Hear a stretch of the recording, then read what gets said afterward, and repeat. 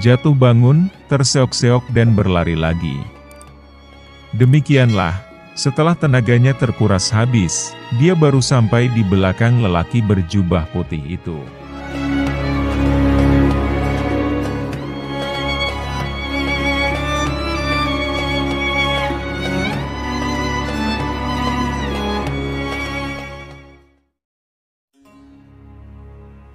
Lelaki berjubah putih itu berhenti, bukan karena kehadiran Raden Said, melainkan di depannya terbentang sungai yang cukup lebar. Tak ada jembatan, dan sungai itu tampaknya dalam. Dengan apa dia harus menyeberang? "Tunggu," ucap Raden Said, ketika melihat orang tua itu hendak melangkahkan kakinya lagi. "Sudikah Tuan menerima saya sebagai murid?" pintanya. "Menjadi muridku?" tanya orang itu sembari menoleh. "Mau belajar apa?" "Apa saja. Asal Tuan menerima saya sebagai murid." "Berat. Berat sekali anak muda. Bersediakah kau menerima syarat-syaratnya?" "Saya bersedia." Lelaki itu kemudian menancapkan tongkatnya di tepi sungai. Raden Said diperintahkan menungguinya.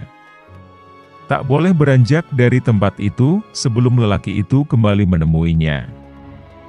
Raden Said bersedia menerima syarat ujian itu. Selanjutnya, lelaki itu menyeberangi sungai. Sepasang mata Raden Said terbelalak heran. Lelaki itu berjalan di atas air bagaikan berjalan di daratan saja. Kakinya tidak basah terkena air.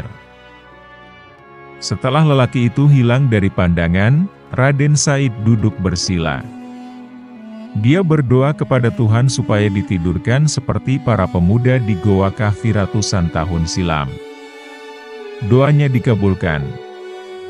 Raden Said tertidur dalam samadinya selama 3 tahun. Akar dan rerumputan telah membalut dan hampir menutupi sebagian besar anggota tubuhnya. Setelah 3 tahun, lelaki berjubah putih itu datang menemui Raden Said. Tapi Raden Said tak bisa dibangunkan. Barulah setelah mengumandangkan adzan, pemuda itu membuka sepasang matanya. Tubuh Raden Said dibersihkan, diberi pakaian baru yang bersih. Kemudian dibawa ke Tuban. Mengapa ke Tuban? Karena lelaki berjubah putih itu adalah Sunan Bonang. Raden Said kemudian diberi pelajaran agama sesuai dengan tingkatnya, yaitu tingkat para waliullah. Di kemudian hari, Raden Said terkenal sebagai Sunan Kalijogo. Kalijogo artinya, orang yang menjaga sungai.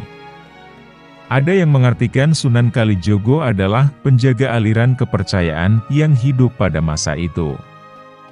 Dijaga maksudnya, supaya tidak membahayakan umat, melainkan diarahkan kepada ajaran Islam yang benar. Ada juga yang mengartikan legenda pertemuan Raden Said dengan Sunan Bonang, hanya sekedar simbol saja. Kemanapun Sunan Bonang pergi, selalu membawa tongkat atau pegangan hidup. Itu artinya, Sunan Bonang selalu membawa agama, membawa iman, sebagai penunjuk jalan kehidupan. Raden Said kemudian disuruh menunggui tongkat atau agama di tepi sungai. Itu artinya, Raden Said diperintah untuk terjun ke dalam kancah masyarakat Jawa, yang banyak mempunyai aliran kepercayaan dan masih berpegang pada agama lama, yaitu Hindu dan Buddha. Sunan Bonang mampu berjalan di atas air sungai tanpa ambles ke dalam sungai.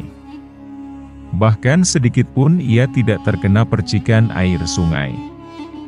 Itu artinya, Sunan Bonang dapat bergaul dengan masyarakat yang berbeda agama, tanpa kehilangan identitas agama yang dianut oleh Sunan Bonang sendiri, yaitu Islam. Raden Said sewaktu bertapa di tepi, tubuhnya tidak sampai hanyut ke aliran sungai. Hanya daun, akar, dan rerumputan yang menutupi sebagian besar anggota tubuhnya. Itu artinya, Raden Said bergaul dengan masyarakat Jawa. Adat istiadat masyarakat dipakai sebagai alat dakwah, dan diarahkan kepada ajaran Islam yang bersih. Namun usaha itu tampaknya sedikit mengotori tubuh Raden Said. Dan setelah 3 tahun, Sunan Bonang membersihkannya dengan ajaran-ajaran Islam tingkat tinggi. Sehingga Raden Said masuk ke golongan para wali. Dan pengetahuan agamanya benar-benar telah cukup untuk dipergunakan menyebarkan agama Islam. Demikian, tafsiran dari kisah legenda pertemuan Raden Said dengan Sunan Bonang. Terima kasih sudah menonton video ini, semoga sahabat semua senantiasa diberi kesehatan, dan dimudahkan rezekinya. Amin.